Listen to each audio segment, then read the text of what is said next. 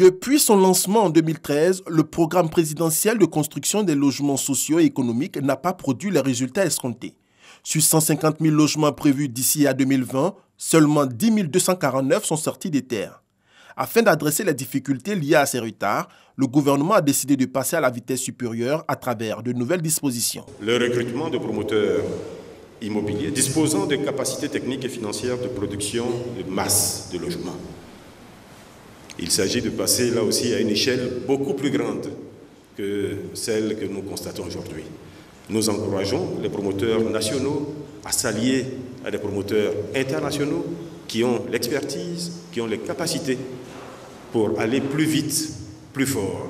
À cela, il faut ajouter la mise en œuvre de techniques innovantes de construction, la facilitation de l'accès au crédit à la fois pour les promoteurs et pour les acquéreurs. Pour Bruno Koné, il y a nécessité de redéfinir la politique du logement social en Côte d'Ivoire pour la prise en compte des réalités locales d'une part et la fixation d'un prix adapté d'autre part. Le principe est simple. Si vous voulez faire du logement social, il faut faire un logement adapté aux populations qui ont le moins de moyens.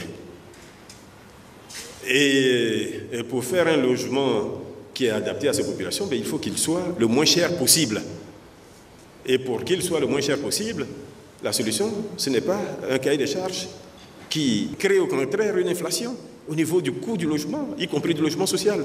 Au niveau du développement des villes, il est prévu pour 2019 une restructuration des quartiers précaires à Abidjan où vivent plus d'1 million de personnes, a annoncé Bruno Nabagno Koné. Pour ce qui est du cadre réglementaire des secteurs de la construction et de l'habitat, un projet de code en cours d'élaboration sera finalisé dans le courant du premier trimestre 2019. Ce code permettra de disposer d'un cadre réglementaire lisible et sécurisé. Et surtout, il évitera nombre de malentendus avec les usagers de nos services.